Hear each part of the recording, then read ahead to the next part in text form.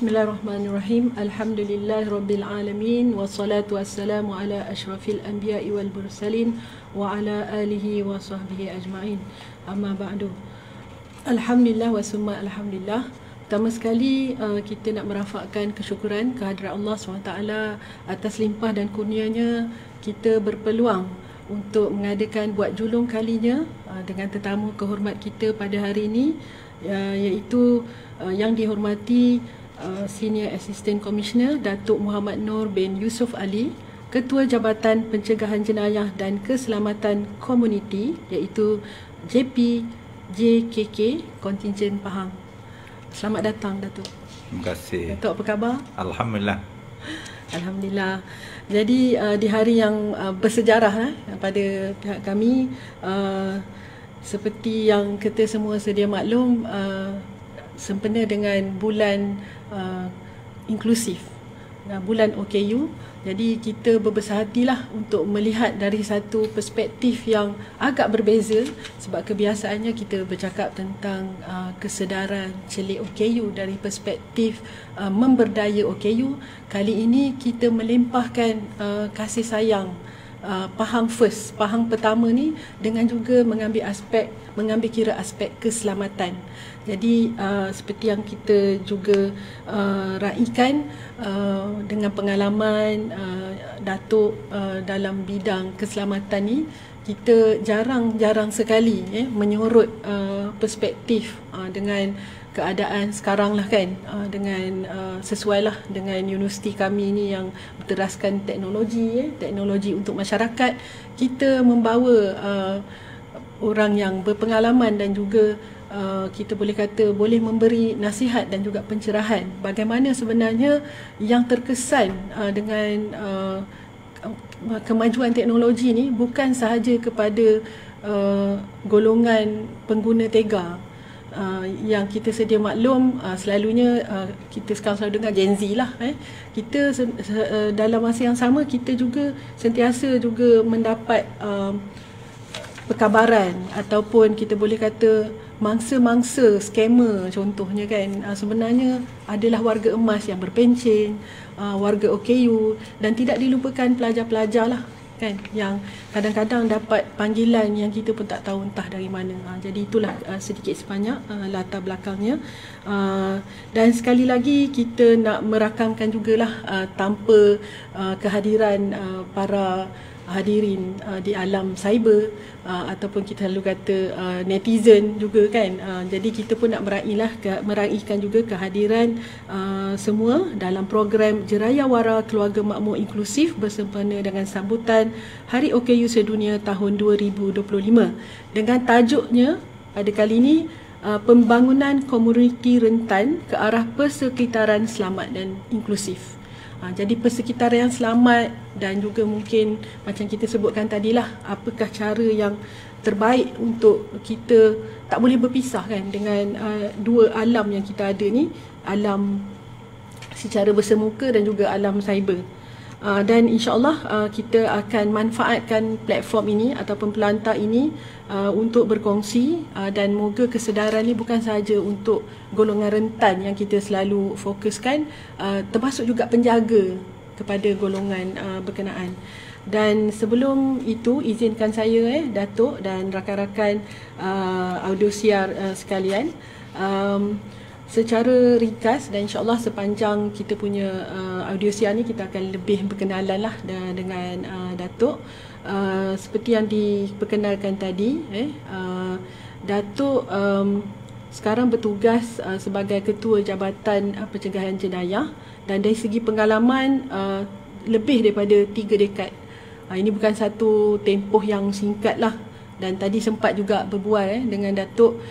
Kita mengharapkan legasi pengalaman senior ni akan insyaAllah didukung pula oleh yang generasi yang akan datang, di mana Datuk berpengalaman luas merangkumi bidang siasatan, penguatkuasaan, operasi dan juga pengurusan.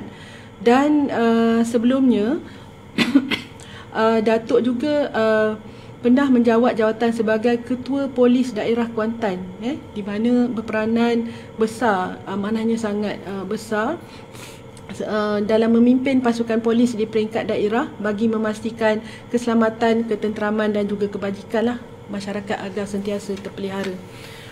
Dan di sini suka juga untuk kita berkongsi antara skop yang terlibat adalah dari segi program kepolisan komuniti, dah tentunya komuniti melibatkan masyarakat, program keselamatan komuniti rentan, ini yang kita nak berkongsi dan pada saya sangat istimewa. Seterusnya rondaan pencegahan melibatkan elemen kereta peronda dan unit rondaan bermotosikal dan juga kerjasama strategik seperti mana kita sedang lakukan sekarang lah. Maafkan saya, dengan pihak universiti, JPNIN, PBT, pihak berkuasa tempatan, JKM dan juga badan-badan bukan kerajaan lah, NGO. Dan dari segi sumbangan profesional, antaranya kalau nak kata program tu banyak Datuk tapi antaranya, maafkan saya,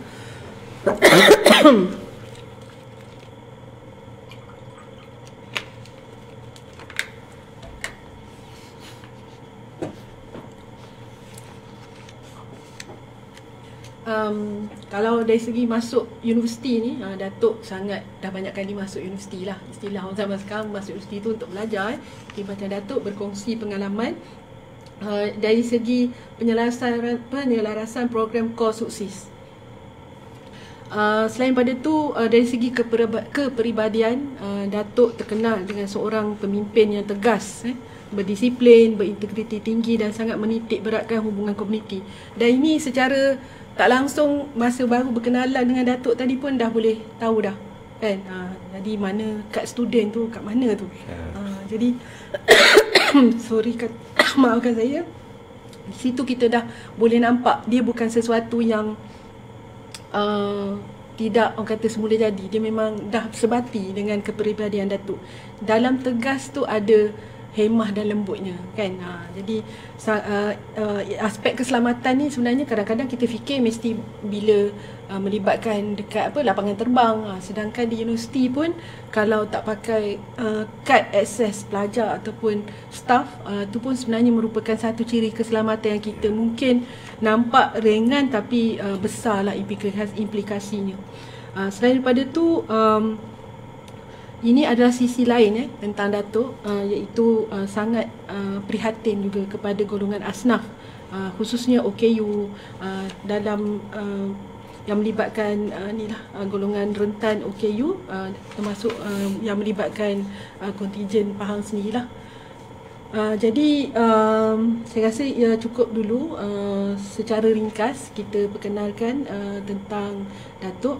Jadi kesinambungan daripada pengenalan tadi, rasanya kita sesuailah untuk minta Datuk berkongsi dengan semua penonton dan juga pendengar pada hari ini, apa sebenarnya yang kita maksudkan definisi komuniti rentan, khususnya dalam konteks keselamatan dan kepolisan komuniti di negeri Pahang.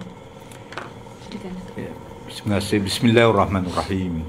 Alhamdulillahi rabbil alamin, wassalatu wassalamu ala asyrafil anbiya'i wal mursalin wa ala alihi wa sahbihi ajma'in. Rabbi shalli sadri wa yassir li amri wahlul 'uqdatam min lisani yafqahu qawli. Assalamualaikum warahmatullahi wabarakatuh, dan salam sejahtera, salam Malaysia Madani, dan juga salam Pahang First. Yang pertamanya, dengan izin saya memanjatkan kesyukuran kepada Allah Subhanahu Wa Taala. Dengan izin kita dapat bersama di satu tempat yang bagi saya kali pertama dan bersejarah, salah satu program sepanjang perkhidmatan saya. Terima kasih kepada Dr.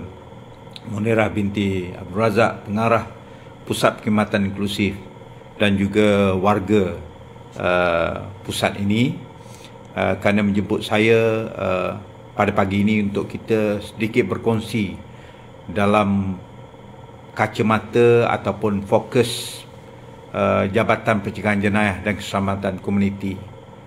Izinkan saya nyatakan sedikit, dalam Polis Diraja Malaysia ini, Jabatan Polis Diraja Malaysia, kita mempunyai 10 jabatan, yang mana setiap jabatan diketuai oleh pengarah masing-masing.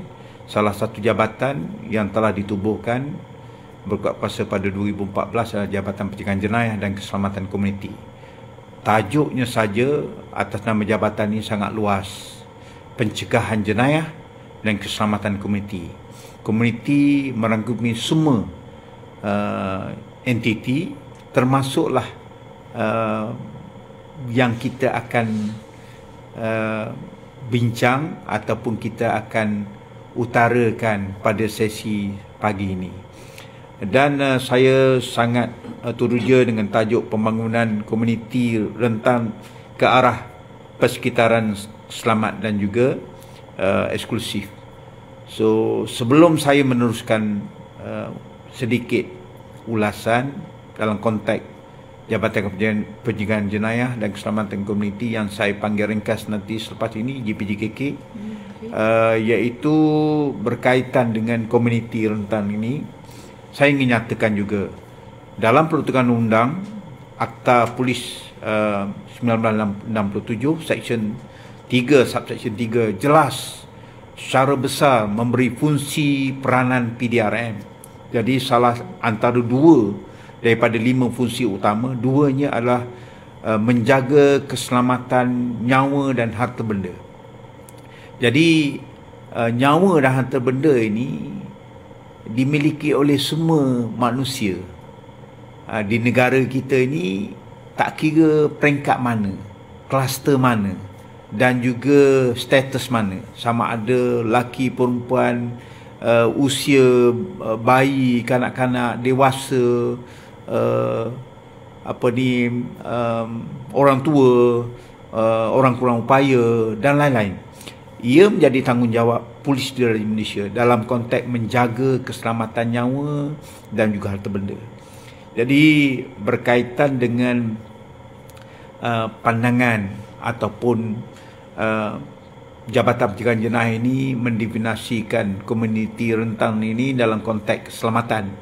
Ia merupakan satu komuniti yang merujuk kepada kumpulan masyarakat yang lebih mudah terdedah kepada ancaman, risiko dan juga ketidakselamatan. Ini termasuklah golongan orang kurang upaya yang selepas ini saya panggil OKU, kita sebut warga emas, iaitu kanak-kanak juga dan juga wanita. Ini dan komuniti B14 atau B40, yang mana kumpulan ini kita boleh nyatakan mereka sangat bergantung kepada penjaga. Itu sebab dalam konteks ini penjaga memainkan peranan yang sangat penting dalam apa juga situasi. Mereka, kumpulan yang saya sebutkan tadi, mereka ini memerlukan pendekatan yang dilakukan, terancang, iaitu dalam konteks kepolisan yang lebih sensitif dan juga responsif dan berasaskan kepada empati. Jadi dalam konteks JPJKK, kami mengambil pendekatan, salah satunya adalah bila kehadiran polis di komuniti ini, jangan ada gap, jangan larikan, jauhkan daripada warga PDRM ini.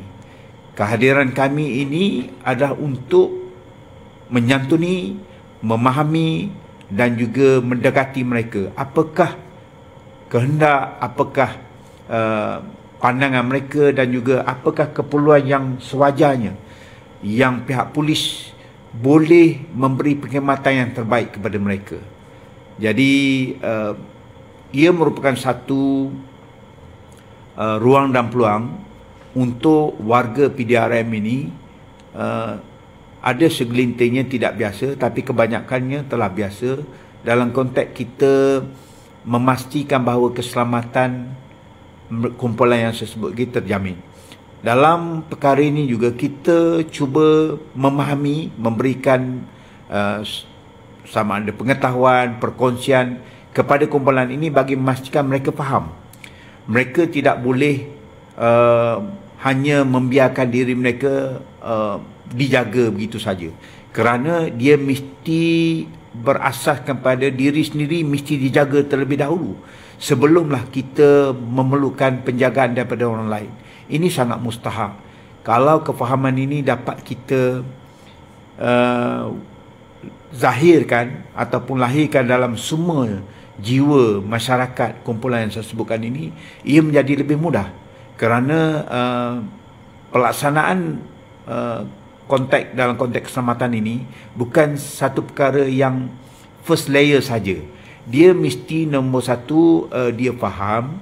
Perkara kedua yang paling mustahak, ia mesti diamalkan. Dan akhirnya nombor tiga itu, ia mesti berkolaborasi. Ada peringkat dalam konteks keselamatan ini, dia tidak boleh mengambil tindakan terus. Jadi saya sebut nombor tiga tadi, kolaborasi itu sangat mustahak. Jadi seperti mana yang selalu kami lakukan, Jabatan Pencegahan Jenayah Kontingen Pahang ni, kita mendekati masyarakat dan tanpa gagal kita meninggalkan antaranya nombor talian direct line kepada mereka untuk mereka memberikan maklumat ataupun apa saja. Dan dalam konteks JPJKK selepas ini, saya akan sebutkan salah satu kemudahan yang disediakan oleh Jabatan Polis Diraja Malaysia ini adalah melalui dengan kemudahan teknologi ini, kita panggil Volunteer Smart Patrol, VSP. Berada di rumah boleh menghantar mesej apa saja maklumat tanpa perlu hadir ke balai ataupun berjumpa dengan pihak polis. Begitulah kemudahan yang digunakan bagi memastikan bahawa ia dapat memberi keselesaan dan memberi keyakinan kepada masyarakat, terutamanya apa yang kita bincangkan tajuk ini, komuniti rentan ini, untuk memudahkan mereka. Itulah huraian pertama saya awalan ini dalam konteks ataupun tajuk yang telah diberikan pada pagi ini. Terima kasih Datuk. Sungguh orang kata memberi satu dimensi baru lah, ataupun pemahaman baru yang selalu orang terfikir polis ni kita ada buat salah kan. Jadi itu stigma ataupun kita boleh kata idea yang ada dalam setiap, boleh katakan hampir kebanyakan daripada kita. Sedangkan konsepnya adalah nak menjaga. Maknanya selain daripada kita ada penjaga di rumah, kita sebenarnya dijaga pula oleh polis. Jadi konsep tu sangat menarik lah. Maknanya insyaAllah bermula daripada hari ini, sekurang-kurangnya kita ada perspektif yang lebih tepat, yang kita juga dalam masa yang sama berkonsepkan kita jaga kita. Dan kalau kita kaitkan dengan amalan kita seharian, seperti pesanan Datuk tadi, kena jaga diri sendiri dulu. Dia akan menjaga masyarakat. Dalam maksudnya fardu ain tu kena selesai dulu. Kalau kita tahu, contohlah kan, ada benda-benda yang memudaratkan, kita perlu elakkan supaya dengan sendirinya sebenarnya kita dah menyumbang lah dan meringankan tugas pihak polis. Seterusnya Datuk, kita melihat orang kata hidup ni tak sunyi lah kan, daripada dugaan dan cabaran, termasuk jugalah dalam menjalankan tugas. Jadi pada pandangan Datuk, apa sebenarnya cabaran utama dalam menyantuni yang macam Datuk sebutkan tadi, komuniti rentan ni, terutama dari segi aspek keselamatan fizikal, sosial dan juga persekitaran? Sebab macam yang Datuk sebutkan tadi lah kan, dia orang ni boleh kata fragile, sangat mudah terdedah, mudah kena scam, kena tipu, kena diperdaya dan lain-lain lah. Jadi silakan Datuk. Ya, untuk soalan yang kedua ini yang diutarakan, iaitu cabaran utama yang dihadapi oleh komuniti rentan ini, dia, pihak saya melihat dia mempunyai 5 elemen utama lah, cabaran besar utama yang saya kategorikan. Pertamanya adalah dari segi keselamatan fizikal, yang mana pihak ataupun kumpulan ini terdedah kepada risiko kecederaan, kemalangan ataupun eksploitasi. Inilah Yang perkara ketiga itu, eksploitasi itu, nampaknya ada sebahagiannya mengambil kesempatan melakukan eksploitasi kepada kumpulan-kumpulan ataupun entiti ini. Dan perkara kedua, cabaran besarlah berkaitan dengan keselamatan sosial. Ini termasuklah dari segi pengabaian, keganasan rumah tangga, pemerdagangan dan juga diskriminasi. Sebab elemen kedua ini kita selalu dengar dari segi contohnya pengabaian. Itu sebab saya sebutkan mukadimah saya tadi, pada awalan tadi saya menyebut bahawa mereka ini terdadah kepada risiko. Jadi sama ada sedar, sengaja ataupun tanpa sengaja, terutamanya tidak terkecuali oleh pihak penjaga ataupun pihak yang dipertanggungjawabkan untuk menjaga kumpulan-kumpulan ini, diberi tanggungjawab. Jadi telah digunakan ataupun disalahgunakan kumpulan ini untuk salah satunya kepentingan orang yang melakukan perkara ini. Saya ingin juga menyatakan bahawa seperti mana doktor sebut tadi, kumpulan rentan ini terdiri daripada kaum wanita, warga emas.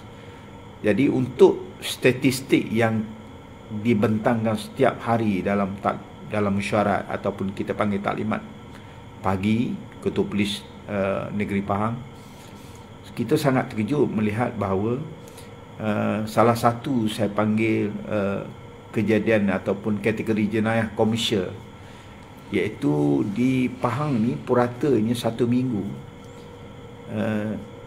kerugian yang dialami akibat daripada perbuatan skamer ini antara 1.2 hingga 1.5 juta 1 minggu. Seminggu tu. Jadi kenapa ia berterusan, kenapa ia masih berlaku, dan menunjukkan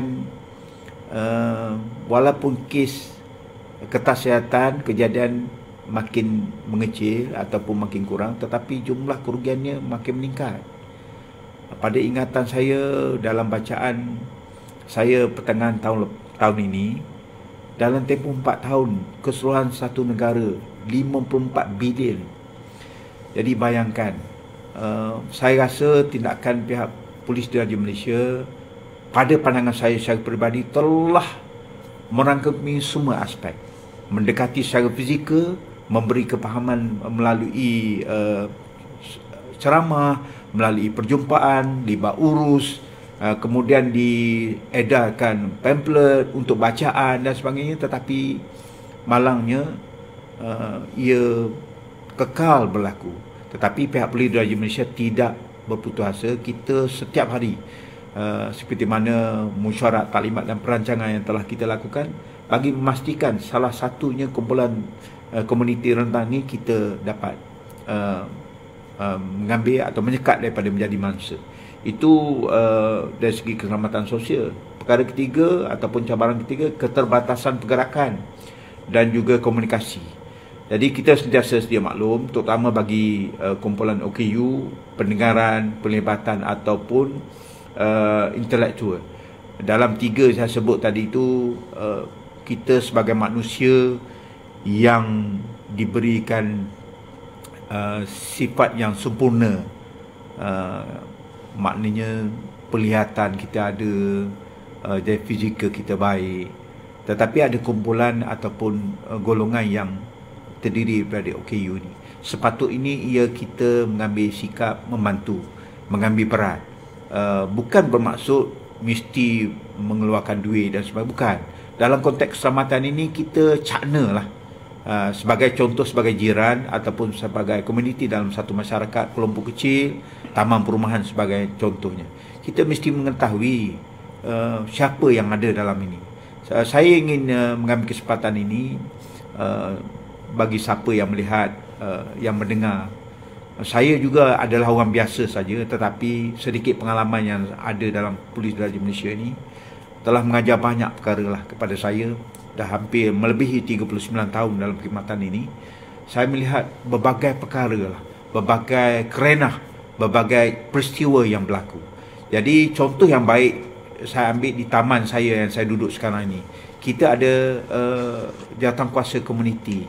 Kita melalui WhatsApp group yang terdiri daripada banyak sama ada profesional, peguam, hakim berada dalam itu, dan juga peniaga biasa dalam grup WhatsApp ni. Setiap pagi, setiap hari, kalau ada saja kelibat sebagai contoh kontak keselamatan ini, dia akan berhubung, trigger dalam WhatsApp itu, dan saya akan baca dan akan ambil tindakan. Ini satu perkara yang saya rasa alhamdulillah, mujurnya saya berada di taman itu. Jadi dan saya merasa sangat janggal atau segan saya sekiranya saya tidak mengambil tindakan. Maklumat diberikan kita rahsia, dan saya beranggap bahawa entiti ini dalam taman ini sangat bergerak aktif. Wa ima ada macam contohnya seekor kucing yang berada di rumah salah tempat pun diwairakan sebagai, kita tengok biasa, tetapi sebenarnya sekarang kalau kita tengok kucing pun dah sangat bernilai tinggi sekarang. Jadi sampai tahap itu, apatah lagi kalau kelibat kenderaan yang mencurigakan. Jadi inilah, saya berharap perkara ini boleh diamalkan di semua tempat. Pasal kita ada kemudahan. Jarang sangat nak tanya orang tak ada handphone ke dan sebagainya. Saya rasa tak ada lah individu yang tak ada handphone. Semua ada. Jadi kita sepatutnya ambil kesempatan ini dalam konteks kluster keselamatan. Jadi perkara 3 saya sebut tadi, keterberasan pergerakan dan ke komunikasi kumpulan ini, kita kena prihatin. Perkara keempat, persekitaran tidak merasa OKU. Ini termasuklah akses fizikal dan juga sistem respon kecemasan. Jadi saya ada beberapa kawan, salah seorang yang sangat aktif yang berada di sini pada hari ini. Saya kenal dia sangat lama. Saudara Sofi ini sangat aktif. Saya rasa kadang-kadang terdetik di hati, Tuhan bagi keadaan beliau seperti itu, tetapi tidak sedikit pun mengganggu pemikiran, idea, sumbangan dan juga perancanaan di kawasan yang saya sebut saudara Sofi ini. Jadi beliaulah memulakan idea untuk menjemput saya. Betul. Saya berterima kasih. Saya kata insyaAllah saya ready kalau keadaan mengizinkan, dan alhamdulillah pada pagi ini saya dapat jumpa dengan Dr. Munirah dan kita berbincang perkara ini. Itu perkara keempat. Dan perkara kelima, kurangnya kesedaran masyarakat untuk melindungi dan menyokong golongan yang kita sebutkan tadi. Jadi bukan semua, tetapi kalau kita fikirkan, banyak yang masih lagi bersikap orang kata pasif ataupun bersikap negatif lah kepada kumpulan-kumpulan yang sepatutnya kita lebih melihat, kerana dia dikategorikan sebagai kumpulan yang kekurangan dalam konteks fizikal. Jadi kita diberi akal yang baik, sewajarnya kita memikirkan perkara inilah. So itu 5 perkara cabaran utama lah yang saya melihat berlaku di masyarakat kita, dan saya rasa sangat boleh diubah. Alhamdulillah, dari satu orang kata perkongsian ke satu perkongsian yang Datuk berikan, saya sangat bersetujulah. Rasanya tak lengkap kalau kita nak merakamkan setinggi-tinggi penghargaan kepada Tuan Sofi Abbas ni. Sebab dia membuka, macam katalah, disebabkan Tuan Sofi memberi cadangan ni lah, kita dapat melakar satu sejarah baru dan insyaAllah satu yang lebih bermanfaat. Jadi daripada 5 cabaran yang Datuk dah kongsikan tadi, sudah tentu ada secara strategik dan juga secara sistematik apa yang dibuat oleh pihak JP JKK sendiri. Jadi mungkin Datuk ingin berkongsi lebih lanjut tentang pendekatan ataupun juga strategi dan nak menyelesaikan isu-isu keselamatan yang Datuk kongsikan tadi. Silakan. Okey, berkaitan dengan pendekatan Polis Diraja Malaysia, khususnya Jabatan Pencegahan Jenayah dan Keselamatan Komuniti ini, bagi kontingen Pahang atas tunjuk ajar dan juga arahan yang kita terima daripada pucuk pembinaan, di mana pihak JP3K telah mengaturkan beberapa strategi bagi menangani isu keselamatan komuniti rentan ini. So kita berpegang kepada kita menggunakan pendekatan berasaskan pencegahan dan juga intervensi awal dan kerjasama komuniti. Jadi untuk saya sebutkan perkara ini, antara strategi yang telah kita laksanakan secara berterusan, saya dah hampir 2 tahun lebih berada di jabatan ini, kita rasa pihak saya mengatakan kita orang kata sentiasa setiap bulan mengadakan perancangan. Salah satunya adalah rondaan mesra komuniti di kawasan berisiko. Yang ini untuk makluman secara ringkas, kita berkolaborasi dengan Jabatan Siasatan Jenayah yang menguruskan berkaitan dengan siasatan jenayah. Jadi segala jenayah indeks yang dilaporkan dalam konteks polis, kita panggil jenayah indeks, contoh pecah rumah, curi kenderaan dan sebagainya, kita akan membuat kajian berdasarkan statistik yang diberikan. Kita mengkaji dan kita dapat mengetahui secara lebih fokus kawasan mana, taman mana, perumahan mana, zon mana yang di daerah tersebut perlu dilihat lebih baik, diperkasakan dalam konteks rondaan. Contohnya sebelum saya datang ni pagi tadi, ada di Indramayu Kota, sangat bagus. Sahabat saya telah mengantar rakaman CCTV kelibat seseorang yang dilihat berlaku pada pukul 3:30 pagi. Manusia apa yang bergerak di atas jalan raya yang sangat mencurigakan. Jadi dia telah berhubung dan saya telah mengantar mesej ini segera kepada unit ronda bermotosikal, dan alhamdulillah telah pun dibuat rondaan segera. Walaupun setakat ini belum ada sebarang penahanan tangkapan, tetapi inilah sikap yang perlu kita sebutkan dan kita berharap ada kepada semua dalam hati masyarakat kita. Jadi rondaan mesra komuniti ini di kawasan risiko kita laksanakan. Kemudian perkara kedua, tindakan pantas terhadap laporan berkaitan dengan pengabaian, eksploitasi atau keganasan. Yang ni semua orang dah lihat, ramai. Saya boleh katakan secara personal saya, ramai juga yang nampaknya keyakinan kepada pihak polis semakin luntur. Jadi percayalah, kita juga manusia biasa. Kita pihak polis ini kita mempunyai SOP peraturan dan kita bersandarkan kepada pelaksanaan undang-undang.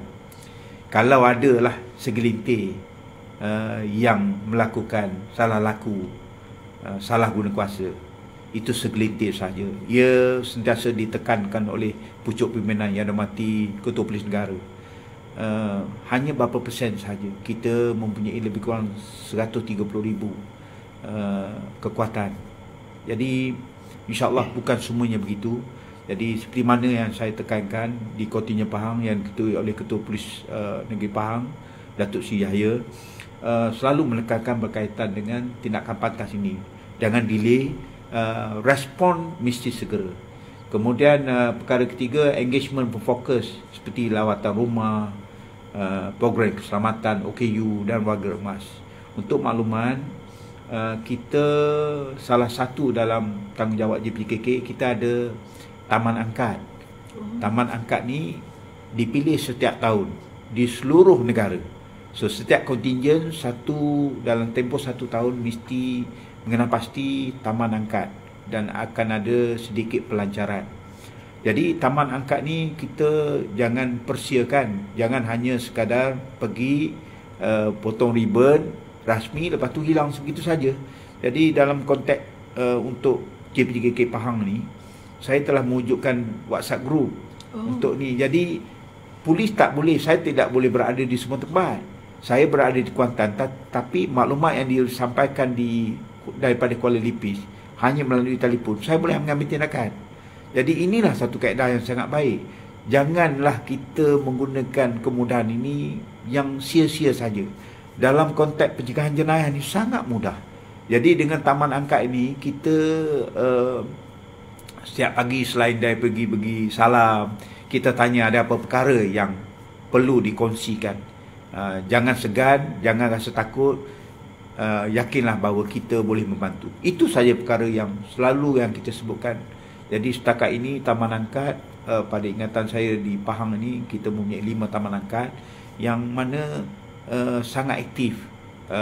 Jawatankuasa yang telah ditubuhkan di Taman Angkat itu sangat aktif, yang terdiri daripada lelaki, wanita, remaja untuk bekerjasama dengan pihak polis ini. Itu yang perkara yang ketiga.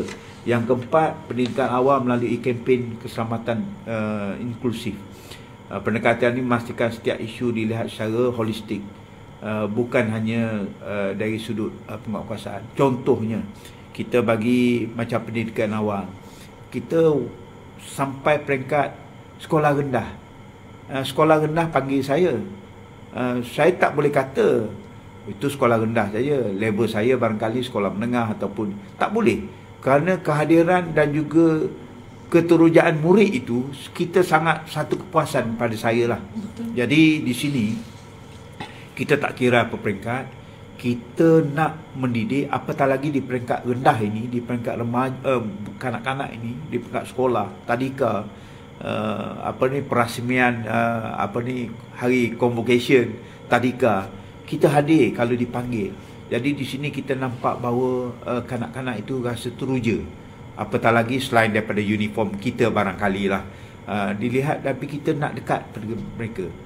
Kita tak mau lagi ibu bapa selalu mengeluarkan perkataan, tu jaga, polis datang nak tangkap. Kita tak mau begitulah. Itu kadang-kadang niatnya baik, tetapi kita tak mau cara itu digunakan, kerana ia telah mendidik bahawa bila polis kita kena takut, kita kena jarakkan. Ini kita pihak Jabatan Pencegahan telah diarahkan oleh Pucuk Pimpinan. Now kita getting closer dengan rapatkan diri dengan masyarakat. Untuk makluman doktor juga, sekarang kita di rumah-rumah ibadat kita mesti ronda, kita mesti ada sampai. Kita telah lantik 1 masjid, 1 polis. Selain daripada sekolah, sudah tentulah dah lamalah sekolah ni, pegawai pengurusan sekolah. Di masjid kita panggil pegawai pengurusan masjid. Di rumah-rumah ibadat lain kita ronda, kita berhenti, kita tanya pengawal, kita tanya, walaupun tempat itu rumah ibadat agama Hindu, church dan sebagainya, kita singgah, kita pergi tanya ada apa perkara yang ini. Jadi kehadiran kita ini adalah untuk mendidik lah secara tidak langsung. Jadi setakat ini itulah antara strategi yang pihak JPJKK lakukan menangani isu keselamatan komuniti kumpulan rentan ini. Itulah kalau daripada Datuk perkongsian dan juga pencerahan yang Datuk berikan, kita semakin lama makin membuka minda kan. Dan paling simple orang kata WhatsApp. Jadi selama ni WhatsApp ni orang selalu guna untuk tujuan mungkinlah kerja dan sebagainya, selain daripada kita bersosial lah kan. Tapi lebih menarik kali ni, WhatsApp tu sebenarnya adalah satu alat yang juga membantu dari segi info-info keselamatan, kesedaran dan lain-lain. Kalau saya boleh sebutkan, senjata pencegahan. Senjata pencegahan. Menarik. Dan teringat jugalah bila Datuk kata nak jadikan polis ni sebagai lebih mesra masyarakat. Macam dalam dialog Polis Evo lah kan. Jangan takut, kami rakan anda. Jadi Datuk, memang kita masa agak mencemburi, tapi kita cubalah Datuk untuk kita rangkum sebanyak mungkin ruang yang ada, pengisian yang ada ni, insya-Allah. Tadi Datuk banyak berkongsi lebih kepada kita tengok pendekatan secara strategi rutin. Mungkin juga Datuk nak kongsikan setakat ni dari segi program-program yang berimpak tinggi yang telah pun dianjurkan, yang boleh dikatakan memberi impak yang positif lah. Okey, secara ringkas kerana masa ini, saya boleh sebutkan antara program berimpak tinggi yang kita telah amalkan dan kita nampak ada kepersekalan, antaranya adalah skim rondaan sukarelawan SRA ni yang setakat ini di Pahang ni sangat aktif. Itu perkara pertama. Dan juga kita hantar anggota kita ronda singgah di pos-pos SRS ini untuk bertanya khabar. Itu perkara pertama. Perkara kedua, kita juga ada safe cam, iaitu integrasi CCTV. Contoh kalau di daerah Kuantan ini melalui PBT, melalui kolaborasi PBT dengan pihak polis, kawalan CCTV memfokuskan kepada hotspot dalam Kuantan ini. Jadi kita boleh melaksanakan program pencegahan ini untuk lebih berkesan. Perkara ketiga adalah community policing, termasuklah kumpulan rentan ini. Kita adakan perjumpaan, kita adakan program, sama ada berskala besar ataupun kecil. Jadi perkara ini saya nampak berterusan dan ada banyak respon untuk memanggil kita hadir. Saya selalu mengatakan tak perlulah cenderah hati nak sedia makan dan sebagainya. Kita we are ready untuk turun. Kita janji kepuasan kita bila masyarakat faham, kita rasa puas. Kemudian selain daripada itu, aktiviti bantu ziarah prihatin ini. Jadi bulan ni kita belum buat lagi. Kita setiap bulan insya-Allah dengan kerjasama pegawai saya, anggota saya, kita ada dalam jumlah nilai yang bukan banyak, dengan dibantu oleh rakan strategi, rakan persediaan, kita menyampaikan bantuan prihatin dalam bentuk bekalan makanan asas kepada kumpulan yang kita rasa, kami rasa hasil daripada rondaan MPV, rondaan URB ini orang susah, ini perlu dibantu. Jadi kita pergilah tanpa ada sebarang program untuk orang kata ada juratan, tak mau. Kita pergi santai saja, jumpa. Kadang-kadang kita jumpa dengan ketua kampung, hasrat kita nak beritahu. Kadang tanya ada berapa orang, 8 orang. Kita pergilah. Maknanya santai tapi sampai. Sampai di situ. Dan kita selalu kata inilah syariat kelas pemberian kita lah. Kerana kita salah satu aktiviti itu adalah jangan ingat polis ni hanya buat kuasa. Kita juga ada hati dan jiwa yang mana melihat kesusahan masyarakat. Kemudian perkara terakhir adalah program anti keganasan secara domestik. Ini selalu melibatkan kaum wanita lah dan juga kanak-kanak. Jadi ini selalu ditekankan dan kita berterusan. Kadang-kadang mengada seminar, kadang-kadang ceramah yang dipanggil oleh jabatan-jabatan kerajaan, NGO dan juga sepihak swasta. So ini program berimpak tinggi. Baik. Okay, kesinambungan daripada yang kata program berimpak tinggi ni, mungkin juga kita nak melihat dari segi pendekatan kepolisian komuniti ni sebagai tunjang kepada JPKK, dalam arti kata lain meningkatkan keselamatan, kepercayaan komuniti rentan terhadap pihak polis ni. Macam mana, apa komen Datuk? Ya, untuk memberi keyakinan kepada masyarakat, kita kena buat sesuatu. Kes buli di sekolah kita kan? Kena buat sesuatu kerana masyarakat sekarang ni, minta maaf kalau saya silap, tapi masyarakat sekarang lebih kepada persepsi daripada realiti. Mereka percaya kepada persepsi tanpa membuat semakan.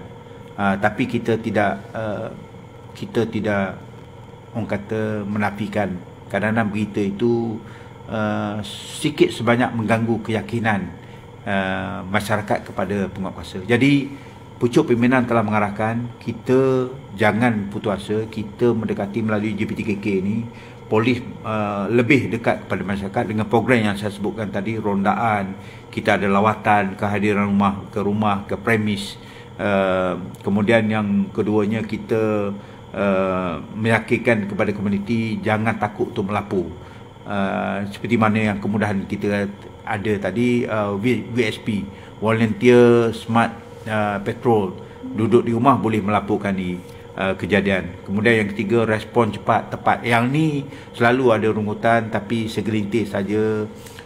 Sentiasa ditegur oleh ketua polis daerah supaya pegang menyiasat ataupun frontliner pihak polis ini, bila ada suatu aduan, kita respon segeralah untuk mengelakkan daripada nampak secara acuh tak acuh. Ini kita laksanakanlah, dan sentiasa memastikan pegawai anggota ni sentiasa diadakan dipanggil latihan dalam perkhidmatan, bagi memastikan perkhidmatan kita sampai kepada tahap yang terbaik ataupun yang maksimum. Dan perkara keempat adalah masalah dapat dicegah lebih awal. Yang ni kita berdasarkan kata-kata prevention better than cure. Saya yang macam kita kata tadi, dengan kempen, dengan kehadiran kita memberi kesedaran, macam contohnya kita monsun timur laut ni, pihak polis juga telah mengambil langkah yang awal, sambil ronda kereta Petrokai ini membuat announcement supaya masyarakat isi rumah membuat persiapan. Kita sampai peringkat itu kita buat. Ini kita dah amal lama lah.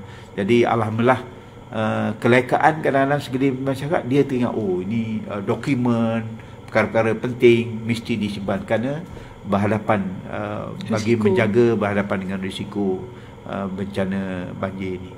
Setakat ni ia berjalan dengan baiklah. Okey, alhamdulillah, seperti yang Datuk kongsikan tadilah kan, kita cuba untuk merapatkan jurang, dan dalam masa yang sama kita cuba juga untuk ada satu persepsi dengan naratif yang lebih tepat lah.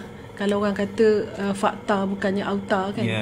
Sebab itu juga sebenarnya cabaran yang bukan saja dihadapi oleh pihak polis sebenarnya. Rata-rata kita sebagai individu pun zaman sekarang, fitnah, kalau dulu orang kata you are not guilty until proven kan.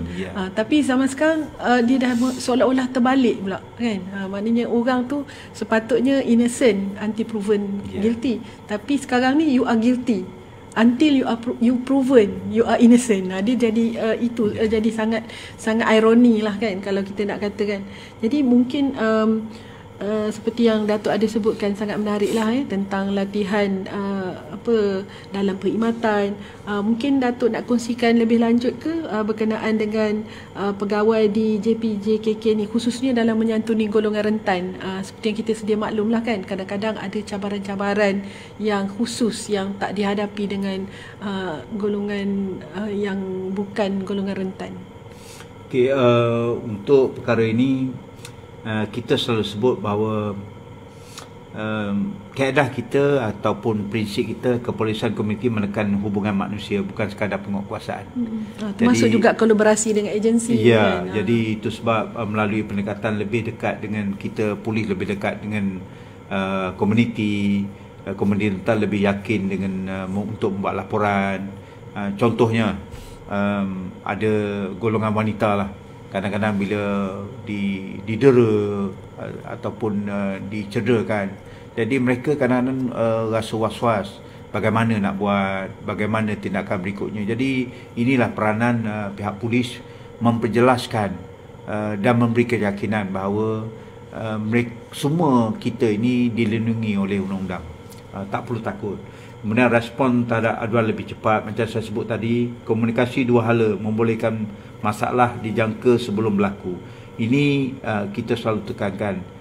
Kalau jangan yang saya sebut perkataan kalau ni, dengan izin, kalau aku laporkan tak berlaku perkara ini. Jadi sedangkan benda itu dah berlaku baru kita sebut kalau. Jadi kita tak boleh, kita mesti bertindak segera, maklumkan juga, biarlah pihak berkuasa mengambil tindakan, sama ada dia salah ataupun tidak. Jangan risau bahawa pelaporan yang dilakukan kepada pihak kuasa kita terus terjah mengambil tindakan, tak.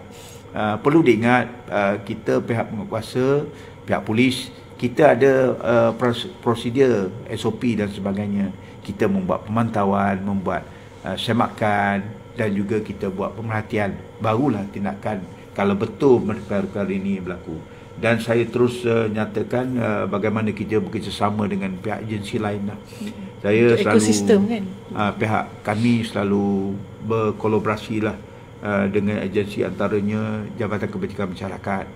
Yang ni JKM ni khusus ni di Pahang ni sangat, saya katalah sangat aktif lah.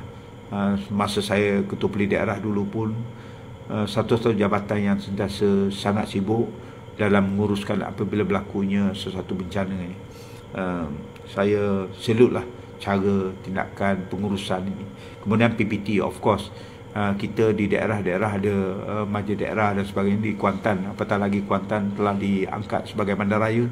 Jadi saya melihat Datuk Bandar dan juga warga PPT sentiasa peka dan bekerjasama dengan pihak polis khususnya, dan pihak yang jelas sekarang pihak universiti, pihak NGO sentiasa buka ruang dan peluang untuk pihak polis berkolaborasi, mengulurkan tangan. Kita sangat berbesar hati, seperti mana saya kata pagi tadi, kami bersedia untuk apa saja tajuk yang sesuai.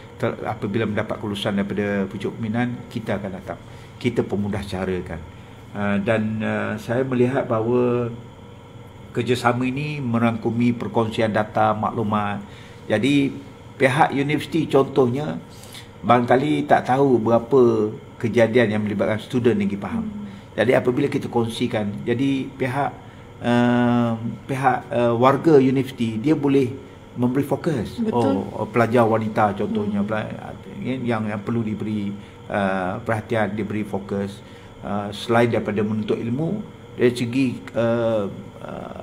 aktiviti sosial pun mesti dipantau lah. Kita tidak mahu student ini, golongan student ini yang baru untuk melakar kehidupan, untuk mendapat segulung ijazah bagi mendapat pekerjaan, menjamin kehidupan, dia menjadi mangsa akibat daripada perbuatan penjenayah ini.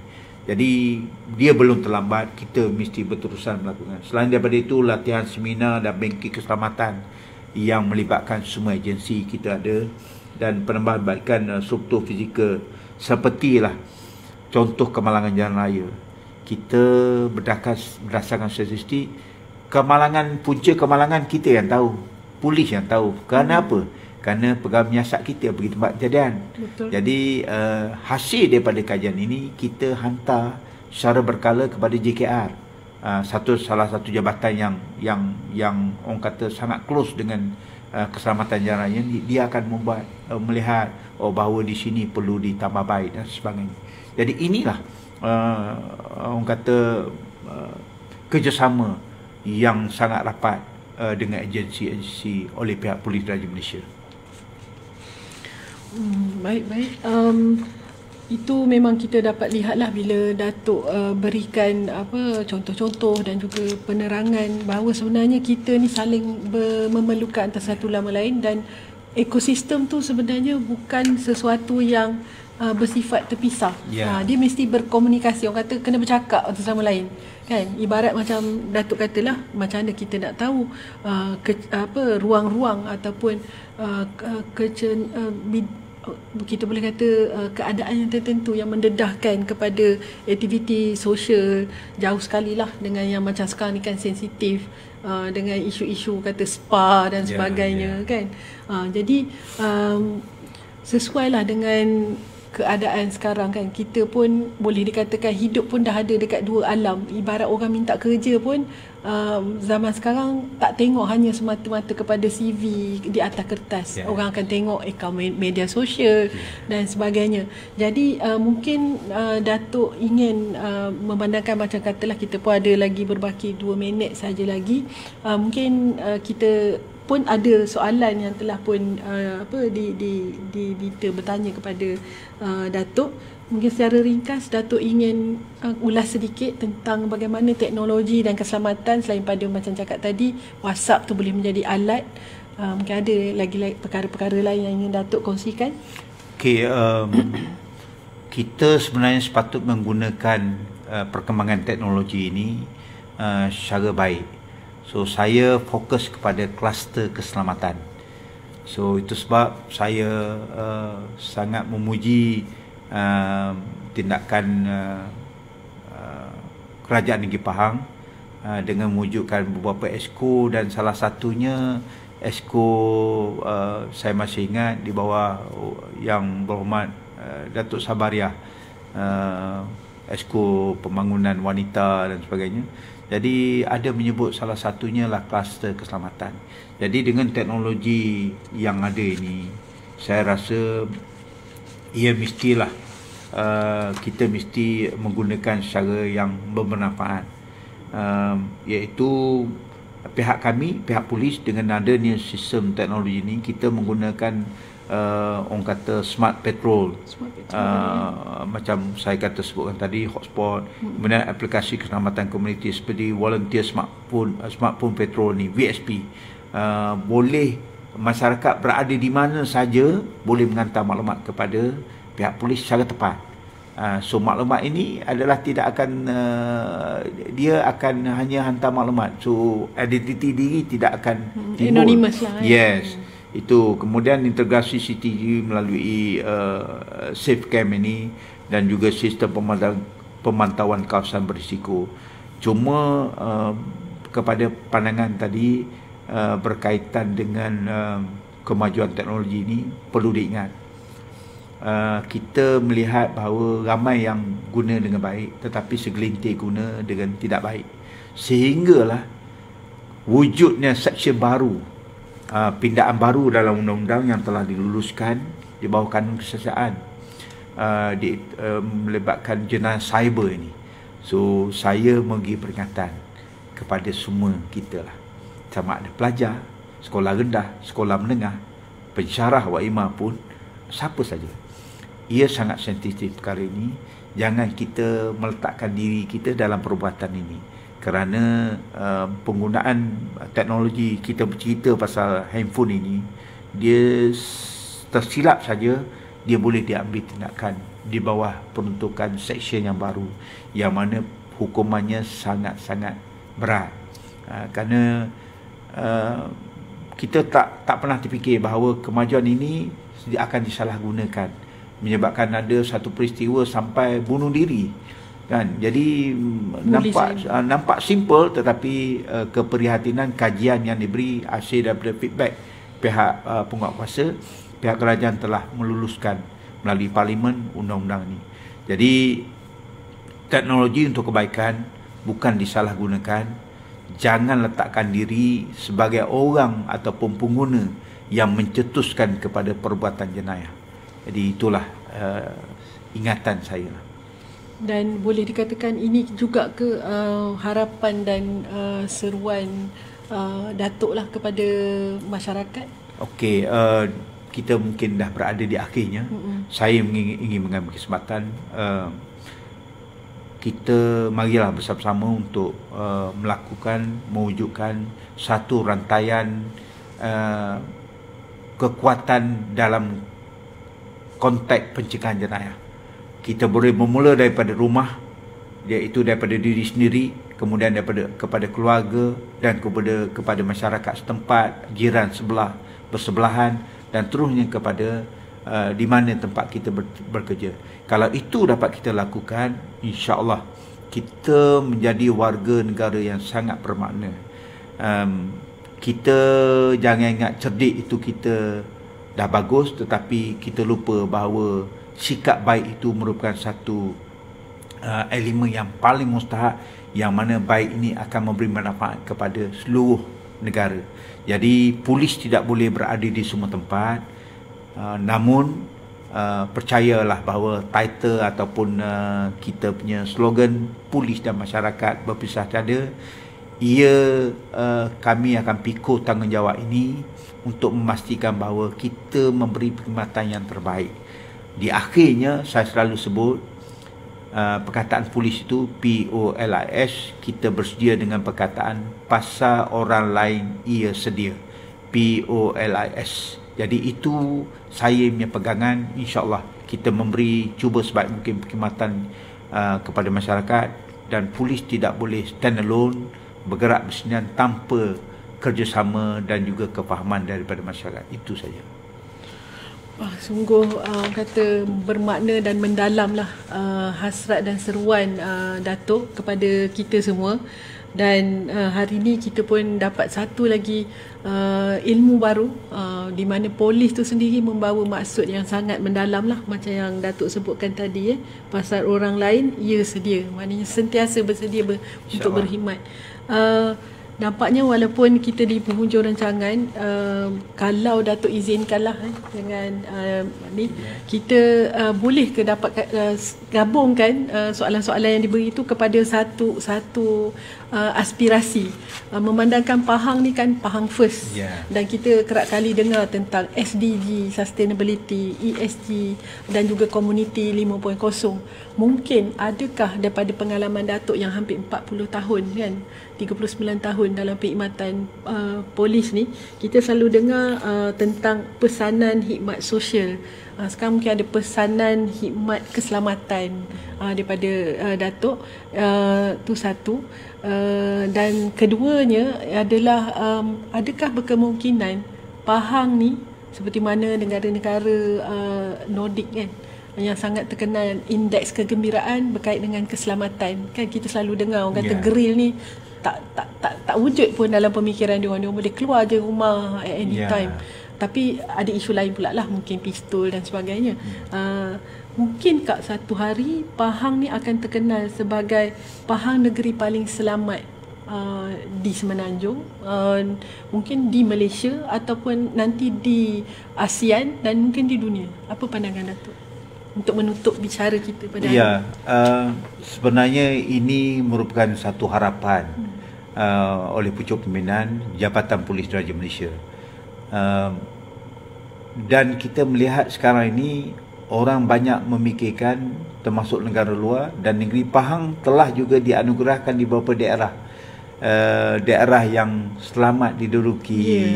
Kan, tak silap saya ada 4 daerah. Yang Amat Berhormat Menteri Besar telah membuat announcement perkara ini. Jadi ia merupakan satu kebanggaan lah kepada kita. Situasi selamat ni dia tak boleh datang begitu saja. Dia mesti disebabkan oleh keprihatinan masyarakat, digabungkan dengan kerjasama agensi-agensi yang ada dalam di situ, termasuklah Polis Diraja Malaysia. Jadi di sini saya boleh pesanlah, ataupun yang sedikit pengalaman saya ini, kalau kita pegang prinsip bagaimana jenayah ini boleh berlaku. Jenayah ini boleh berlaku kerana 3 entiti ini wujud, iaitu adanya mangsa, adanya penjenayah dan adanya ruang peluang melakukan jenayah. Kalaulah 3 ini kita faham, sangat mudah nak faham, tetapi dan kita ambil susulan tindakan, insya-Allah dia makin lama makin kurang, makin lama makin jenayah ini dapat ditumpaskan. Kita nak kata zero barangkali sukar, tetapi kalau setiap individu, selalu saya pesan kepada pegawai anggota saya, you tak perlu jaga saya, you jaga diri you, maknanya you telah jaga saya. Maksudnya dalam PDRM ini, bila kita masuk dalam rumah PDRM ada SOP, ada peraturan. You follow the SOP dan peraturan, maknanya you jaga tata sila ini, maknanya you jaga kita. Jadi tidak ada pelanggaran, tidak ada. Jadi dalam konteks jenayah ini, kalau kita jaga 3 elemen tersebut, iaitu mangsa, jangan kita dedahkan diri kita jadi mangsa, pakai gelang banyak dan sebagainya kan. Kita akan mendahkan. Kemudian kita membuka peluang untuk penjenayah melakukan jenayah. Dan yang ketiga adalah kita di mana adanya penjenayah. Kalau penjenayah kita syak orang itu, kita berhubunglah dengan pihak polis yang kata tadi, iaitu memberi maklumat dan sebagainya, bukan suruh masyarakat ni bertangkap. Jadi tindakan, kalau kita faham 3 entiti ni yang sangat mudah ni, insya-Allah kita boleh menghindarkan daripada jenayah ini berlaku ataupun meningkat. Jadi di Pahang ni kadar jenayah sangat terkawal, merupakan salah sebuah negeri yang boleh saya katakan selamat, aman untuk didiami, diduduki dan didatangi oleh pelancong-pelancong, insya-Allah. Insya-Allah, maknanya kita bersedia untuk tahun melawat Malaysia nanti. Insya-Allah. Dan sudah tentu Pahang pun Darul Makmur. Jadi selain daripada kemakmuran, yang kita boleh fahami, termasuklah juga elemen keselamatan, insyaAllah. Jadi pihak kami sekali lagi ingin memohon setinggi-tinggi penghargaan atas perkongsian Datuk yang sangat pada kami bukan setakat rasa selamat, tapi dia dalam masa yang sama mendidik juga di masa akan datang tentang keselamatan. Itu yang paling berharga lah. Dan rasanya dengan pengalaman yang Datuk ada, pesanan hikmat keselamatan yang Datuk berikan tadi, kita akan jadikan satu siri lah kesedaran, tanggungjawab dan juga kolaborasi macam yang Datuk hasratkan, insyaAllah. Jadi sekali lagi juga pihak kami nak memohon maaf. Ada kata sepanjang sesi tadi ada salah dan silap yang tidak disengajakan. Jadi saya rasa itu saja. Wallahu alam. Dan sekali lagi kita nak ucapkan terima kasih kepada semua yang sudi bersama-sama kita. Kita akhiri dan tangguh dahulu dengan tasbih kafarah dan surah Wal-Asr.